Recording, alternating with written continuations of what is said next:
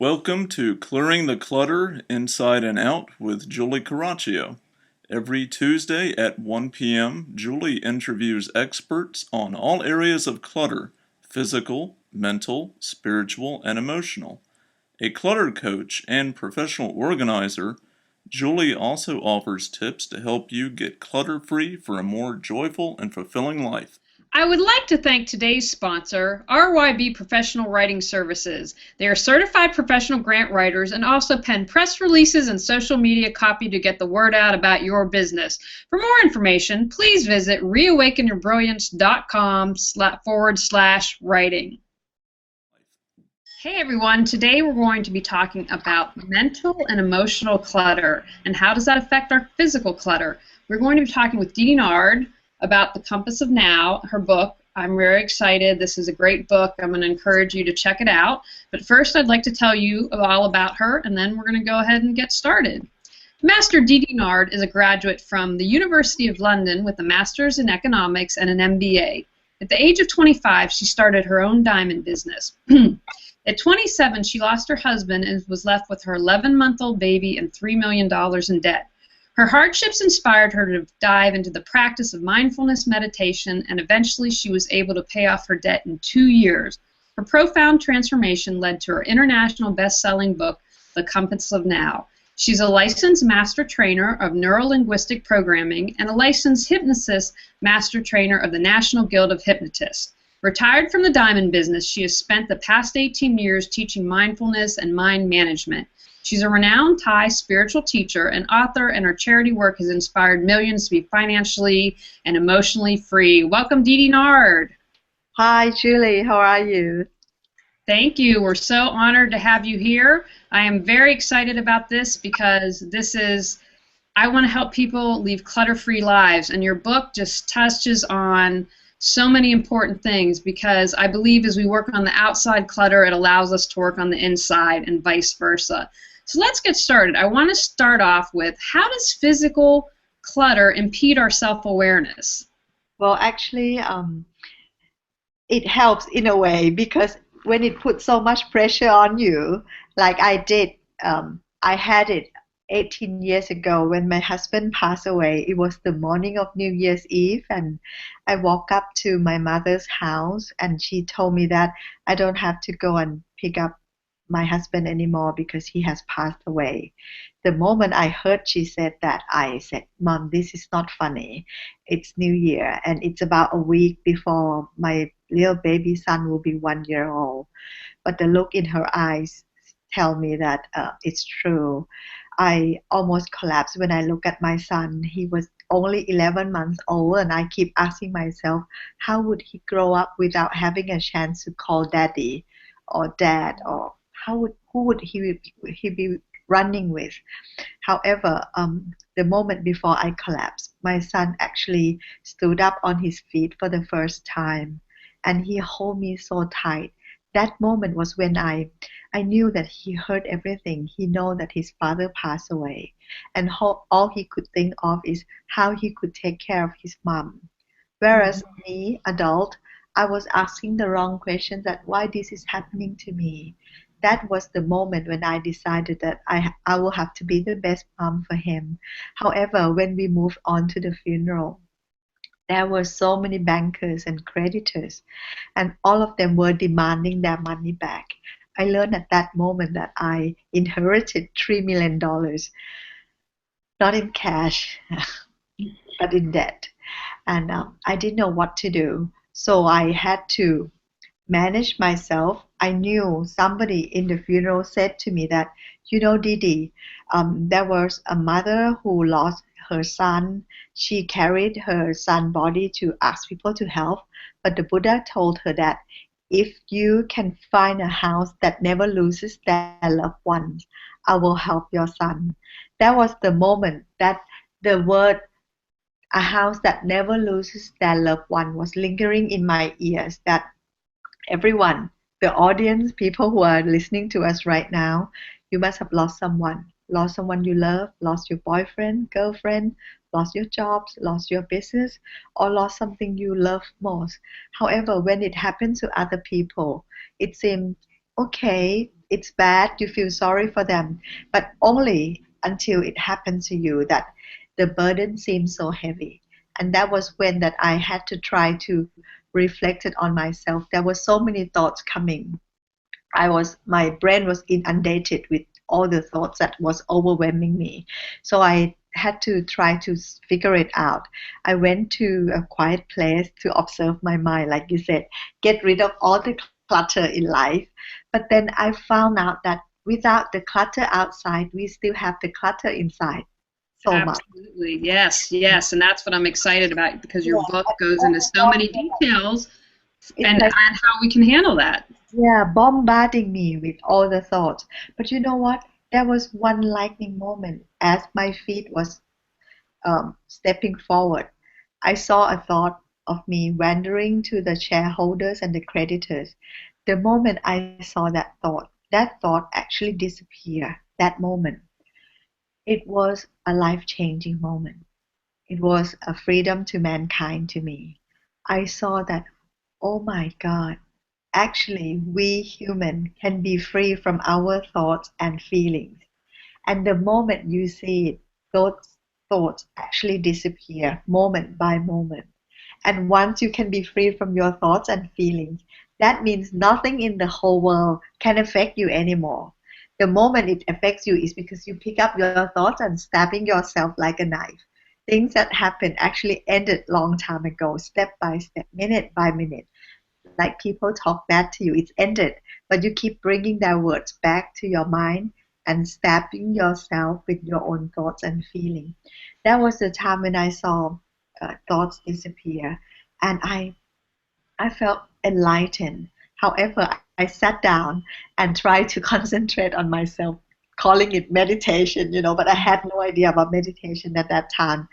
There were so many thoughts coming again. I wanted to give up, but I know that no, if I can't even manage my mind for 5 minutes, then I can't manage my $3 million in debt. And it was just like Julia Roberts in the Eat, Pray, Love movies, that she couldn't sit for 1 minute in her cluttered thoughts. However, the moment I sat down, the pain in my leg grew. It was so painful that I almost stopped. But there was one enlightening moment when I saw the pain in my leg separated from me. That was the moment when I saw pain as real as it is, as if it belonged to someone else and not me. That was when I said to myself, if the pain that is so real can become like somebody else's pain, then from now on, death is death. My mind is my mind. It cannot affect me or bother me anymore. Why do you think? Because our point of power comes in the present moment. And so you had mentioned the past. So many of us are either stuck in the past or living in the future, and that creates a lot of cluttered thoughts. So how do we live in the present moment? Yes, the present moment is the moment that you are together with yourself.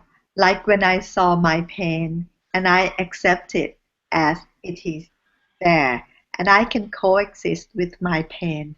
And you know what happened after that? When I feel very happy, very light to be living together with my pain in my leg, the pain actually disappear. And the moment when the pain disappear, I knew then that I could pay $3 million debt easily, because I saw that if you don't put your energy into pushing something away out of your life, it disappears on its own. However, things does not disappear, or your problem keeps prolonged in your life because you keep pushing it away. The more you want it to go away, the bigger it gets in your life. And that was so clear, like you said, once you see your life, or you see in your head or in your heart clearly, the thing outside actually clear up as well. Like when I said, okay, I'm happy, I can live with all the debt. So I can talk to the bankers like a person to a person, because you may not have debt, but your audience may. When we have debt, we feel like we are smaller than other people. When we have debt, we feel like, oh, we are not equally human as others. it's like there's some pain that that's with us all the time. But that was the moment when I saw it clearly that, hey, look, the bankers actually make profit when they lend us money. And they even ask us to borrow their money. So now we are partner. That means they should take half the responsibility as I did. So that's how I talk to them, and I get all the debt. Because another thing is that once you stop thinking about the problem, you have the eyes and the brain and the heart to see the opportunities that are coming your way. That was the time when I saw all the diamond business opportunities. So I worked very hard with my 15 diamond store and get the money, sell some land, get all the good things that come into my life. I normally tell people that who came up to me and said, okay, look, that was the worst time of the world economy. It was when Thailand had the bad situation in the economic of Thailand. However, I said the way I paid off my debt is like when the farmers want to get rid of the monkey, they will bring a coconut, cut off the top of the coconut, put some peanuts inside, then the monkey will run, put its hands in the coconut, pick up the peanuts, and then it's stuck. It cannot let go. So we may laugh, you may laugh at the monkey, right? I too. So if the monkey wants to let go, it just all it has to do is just let go of the peanuts and let go. However, all of us, when we are stuck onto something like bad lovers, bad friends, bad jobs, unhappy life, it's because we hold on to something that we wanted so much that this has to go this way according to what I want. It's like in your palms, you hold on to some desire so hard, like there is a thorn that you hold inside your palm, and it hurts you so much that you don't know how to let go. The more you want to let go, the more it's stuck to your life. However, my secret is that I'm telling you in my book, The Compass of Now, is that to observe your mind. Once you see that your mind is holding on to something, you don't even have to try to release it. You just let go automatically. The moment of awareness, that's the moment of freedom. That's just beautiful. And the monkey and the coconut actually was my favorite little story throughout the whole book, because we're like the monkey, and we keep those cluttered thoughts and hold on to the peanuts. And I wanted to talk about anger because you wrote about that in the book, and because I think a lot of us have anger. And one question I wanted to ask you, because the whole book's about self-awareness. I got angry about something the other day, and when I get angry, I go inside and I say, okay, this is about you. What are you upset about? And the other night, because I used to stuff down my emotions and not acknowledge them, so I was able to release the anger, but it physically came off, so I just observed it and I said, okay, just release yourself, keep releasing, but it was obviously a deep layer. But talk to us a little bit about anger, because that's something that can really clutter our minds. Yes, people have putting so much effort on getting rid of their anger. But actually, if you look at it in a fair way, anger is just one emotion. Just like fear, just like worry, just like anxiety or happiness or whatever. If you see anger as one emotion, as much weight as happiness or whatever, you can see it as it is, just an emotional or body or physical sign in order for you to take care of your life. When you are angry, it's because you feel that something is threatening your life, and your body actually producing some chemical for you to make it fair, right? To make things fair. So normally people, when they get angry about something, they either not doing anything at all, keeping their anger, stuff it inside until they go and get angry with their loved ones or people in their family. That's not the way. Either that, or they release their anger too much that they regret it afterward. So what I'm saying is that the key in my book about the compass of now is about observing. Once you just observe the emotion as it is, that okay, there is some blood pressure rising up, your heart beat faster, you get red. Once you just observe it as it is, you can choose what you want to do, what you want to say. It's like you are the commander. You make the choice. You are in control. what you want to do, what is best in that situation that you want to achieve the result. But we may say that, okay, but when I get angry, I don't have time to think, right? So there is a choice that if you're practicing observing yourself more often, observing it when you talk, observing it when you walk, observing it when you eat something, or even when you shower, then you will notice your anger right away. What I'm saying is that anger is one emotion. However, once you see it, you can choose. You have the choice. You have the responsibility and you have the power to choose over it. Absolutely. And I had an aha moment while reading the book. I never thought of it until reading your book, but gossip I see as mental clutter now. And I don't know how it is in Thailand, but here in the U.S. there's People Magazine, there are lots of gossip sites and things like that. Talk about how gossip creates clutter for us. Well, actually, there is one thing. People will not gossip about others who they perceive as lower than them. They only gossip about people who they think working up or better than them in some way that are worth gossiping. That's one thing, right?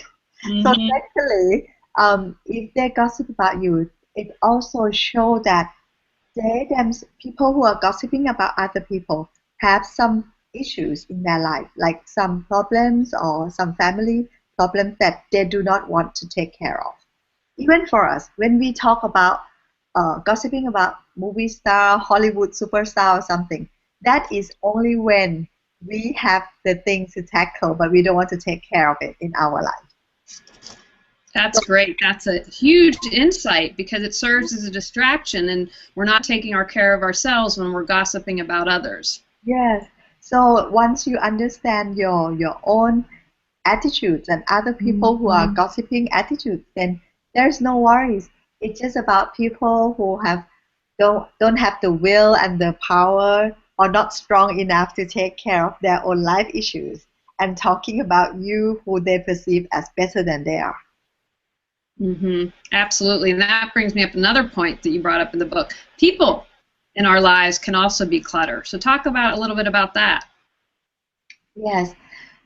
Imagine, do you know people who hang out with friends who actually, with friends like that, you don't need enemies. Yeah. So it's like the word friends has been made so big that people feel that, oh, if I don't have friends, I will not look good. So people collect Facebook friends rather than true friends. But I believe that if you have friends that you hardly know or you hardly share the core interest with them, it will be like you have so many dresses that you don't wear. And it clutter your closet that you can't find your favorite dress when you want to wear them. Bad friends is the same. When you hear things that they talk about their life issues or the things that they don't like in their life, it's clutter your mind, your brain, and your good life. You can never have a good life if you have friends who talk about bad things all the time.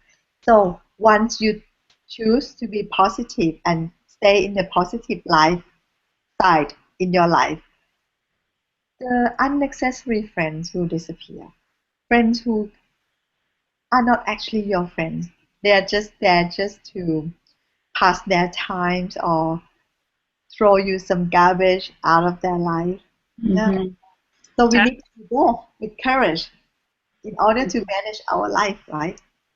Yes, absolutely. I also had another aha moment. I love this, and I never thought about it this way because as a coach and a professional organizer, I work on helping people get rid of clutter, and there's always an emptiness. But you described it so eloquently. You said emptiness in our heart because people are always trying to fill that. And I think that that causes not only physical clutter, but all the other clutter as well. So talk a little bit about that. Yes, I love that. You know what? At this time while we're talking, there are millions or billions of people walking on earth feeling the emptiness in their heart. But no matter how much they try to fill in with fame, money, materials, or love, they will not be able to fill that emptiness, that hole in their heart. The feeling is much simpler. It's just right now that your listener may be listening. You just observe it, like close your eyes and feel inside of you. See that void inside. The moment you notice it, it's filled, just like that. Mm-hmm. You see it, it's filled. And all of us can can observe or be aware of those emptiness that arise because it's the nature of our mind that something rising and passing away, rising and passing away moment by moment. And that makes human feel the emptiness of when it's passing away momentarily. So we tend to catch that emptiness inside of our mind. But once we accept it, see it, be aware of it, there's nothing to be fear of. Mm-hmm. I wanted to also ask, and again, I had so many aha moments. I wrote on Facebook, I'm reflecting so much because the book was so powerful. How do we redefine success? Because I think, again, I'm going to speak as an American. I think we need to completely change how we see it here. But talk a little bit about that and share your thoughts.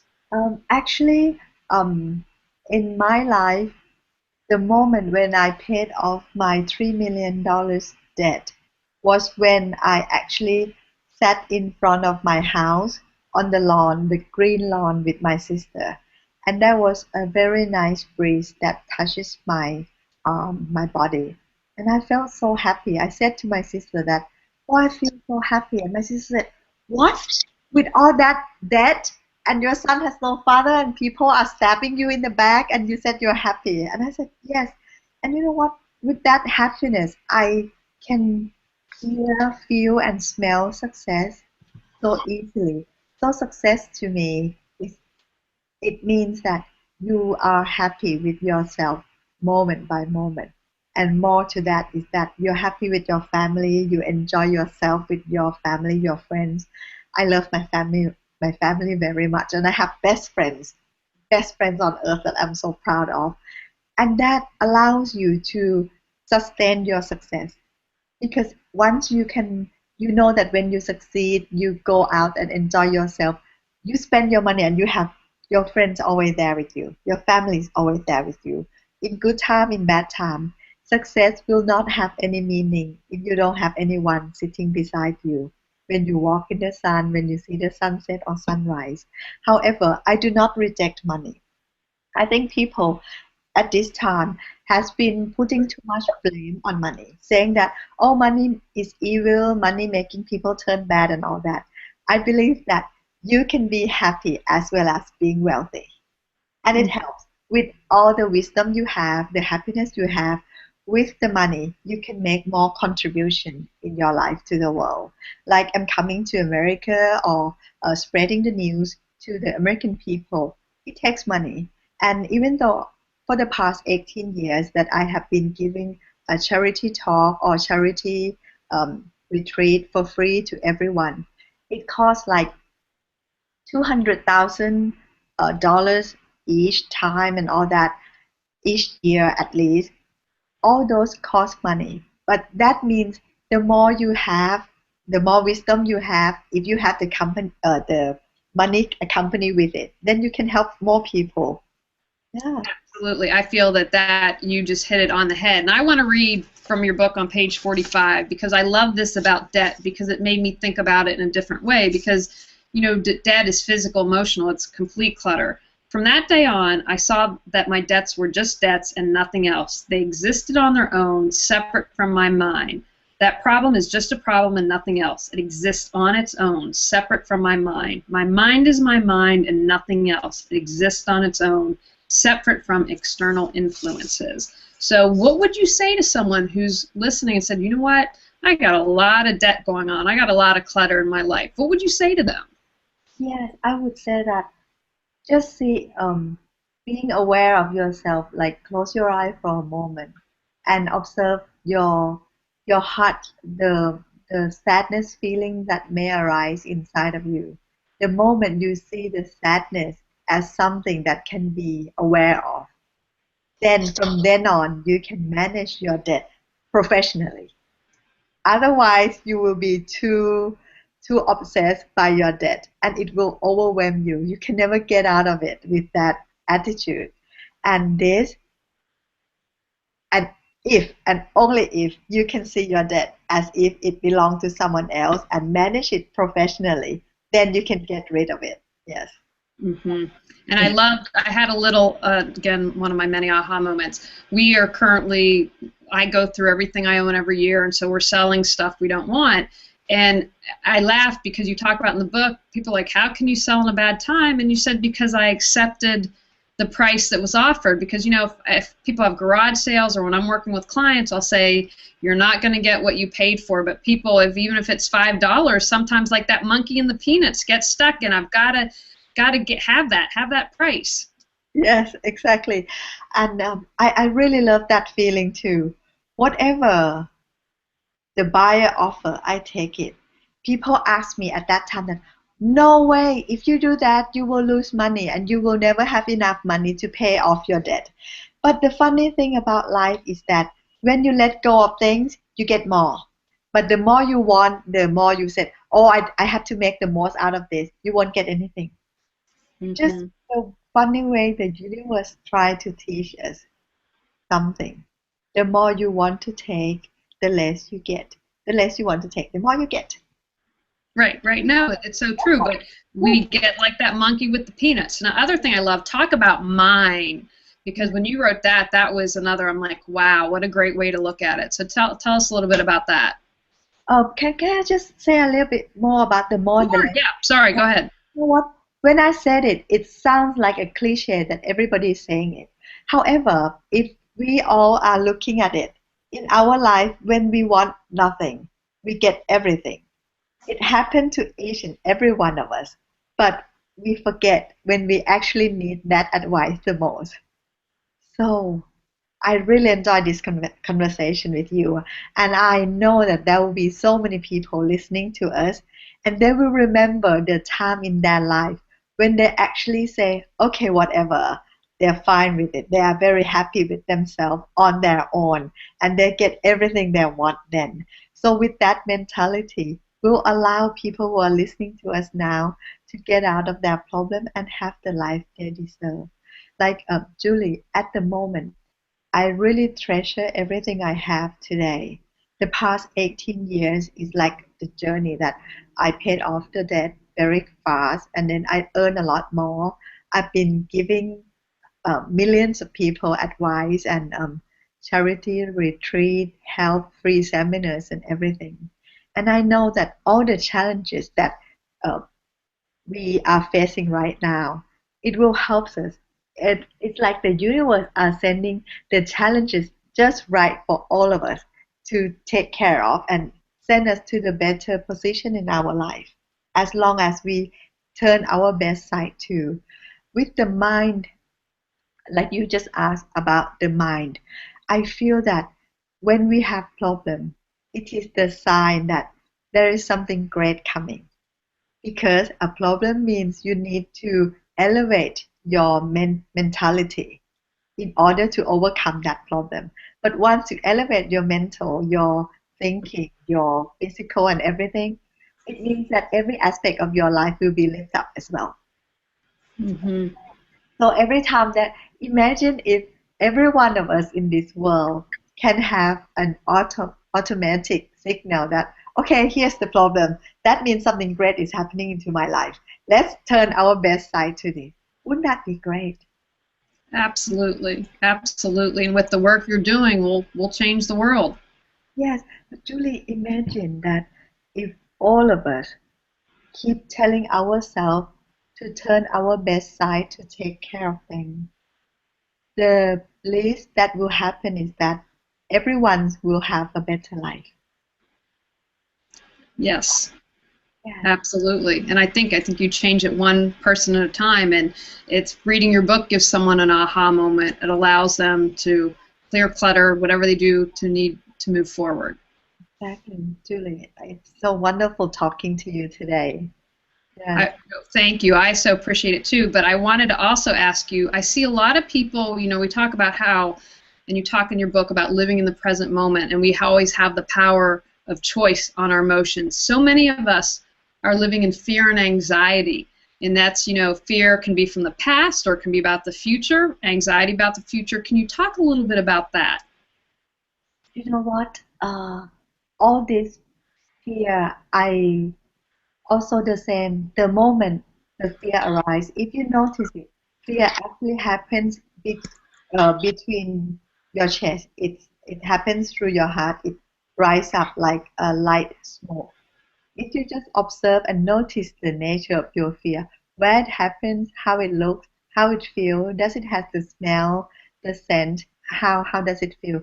The moment you see, you notice it, the fear become as if some object that cannot disturb you anymore.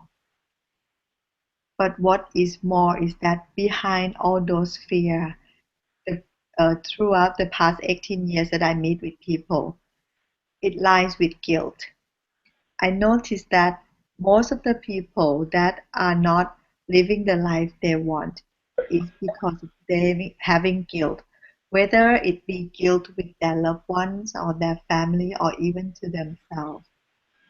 With guilt is a very big issue for people. Also, you can use this same technique. Observe your guilt. If you look through the guilt, see how it feels, how it tastes, how it feels. The moment you see the guilt and the guilt can become separated from you, you will not destroy your life. Because I saw a lot of people who cannot maintain their wealth, cannot maintain their love or their success. That because of the guilt that they carry with them from their past or their childhood. Absolutely. I love also, can you talk about the shrinking glass? I have actually literally a glass that says half full, and I've completely changed my perspective after reading that. I love this. Yes, I love this too. It was when I had very little money left during those times, and I was very happy. And there was one gentleman came up to me. He was about to write a book with Dalai Lama. He came up to me and meet me in Thailand. He's American. I think his name is Lawrence Musenberg. He said to me that, Didi, please tell me why you are so happy with all your debt. I said, okay, look, if you have a glass of water and you have half water full, people will say, okay, look at the half that you still have the water. Still, I feel that if you look at it in the most positive way, you still feel that it's not full. However, what I did is that if you reduce the bottle or the glass to a quarter, then half the glass will be more than enough. Reducing the glass into a quarter is like when you observe your mind and see your own desire. Like you say, oh, I want a bigger house, I want a bigger car, I want 10 more pair of shoes. Once you see your desire, you can be happy with what you have then. But you are also allowed to buy or have what you want according to your capability at that time. Yeah. Yeah. I think that's a great analogy, because I think gratitude is so important when we're always seeking and saying, oh, I'll be happy when, but being grateful in the moment for what we have. Yes, may I add a little bit more? Absolutely. At the moment, there is a fashion about the gratitude so much, but you need to know, people would need to know that in order to feel thankful or to feel the gratitude, you also need to notice your mind that you are clinging on to some of your desire as well. Without noticing your mind that clinging on to some desire, you will be suppressing those desire, and it will fire back at the later date. Yes. Um, okay, we can say, okay, thank you for this, thank you for that. Also, you have to acknowledge and accept yourself that, okay, you have a desire for something. You notice it, you accept it. It's like the moment you accept yourself, you can live with what you have, even the emotion inside of you as well. Yeah.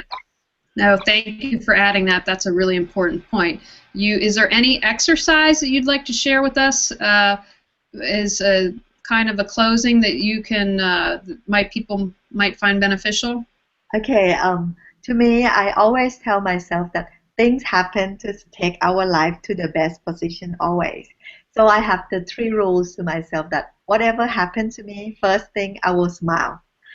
The moment I smile, I know automatically that there will be more things to make me smile. The moment you smile, you know that you have control over everything, at least the control over yourself and your emotion. And once you are happy, you tend to bring more happiness into your life. Imagine that people always say, "Oh, once you pass this, you will smile. You will be laughing about it." Why not now? Because now the moment that you're facing with the problem, that is the moment that you need the chemical to be happy the most in order to bring on in more happiness. So first thing, I'll smile. Second thing, I say thank you. Okay, this thing happening to me, like I said, mentioned earlier, that a problem is a sign that life will be better. So I need to turn my best side in. Normally, it's so human that when something happens that we feel sad, or we wallow ourselves with all the bad words or bad thoughts or talking to ourselves in a bad way. However, the faster you turn up your best side to take care of it, the faster things happen in a better way. And thirdly, stop being consumed with your own problem. Yeah. Yeah. If you want to be consumed with your opportunities in life, consumed with happiness in life, consumed with good people in your life, then you can generate more great things in your life. Yeah. Absolutely. That, yes. Oh, I love that. Thanks. And being consumed with the great things in life. That's wonderful. And your book is The Compass of Now. And please tell people your website and how they can learn more, and how they can get the book. Okay, my website is ddnard.com, ddnard.com, and my Facebook is The Compass of Now. I answer all my questions in there, and my YouTube is Compass Book. Yes. Compass book. I encourage everyone. It was a great book. I absolutely love it, and it's even getting clearing the clutter, but you're getting self-awareness and a whole lot more. So I want to thank you, DD, on your American tour for stopping by. Thank you, Julie. See you soon. Bye-bye. Bye. Thanks again to today's sponsor, RYB Professional Writing Services. They are certified professional grant writers and also pen press releases and social media copy to get the word out about your business. For more information, please visit reawakenyourbrilliance.com/writing. And I want to encourage everyone watching and listening to get out there, release some clutter, and create the life that you desire and deserve. Thanks for joining us on Clearing the Clutter Inside and Out. You can find out more about Julie Caraccio and her services at reawakenyourbrilliance.com. We'll see you here next Tuesday at 1 p.m. Remember, the journey of 1,000 miles begins with one step.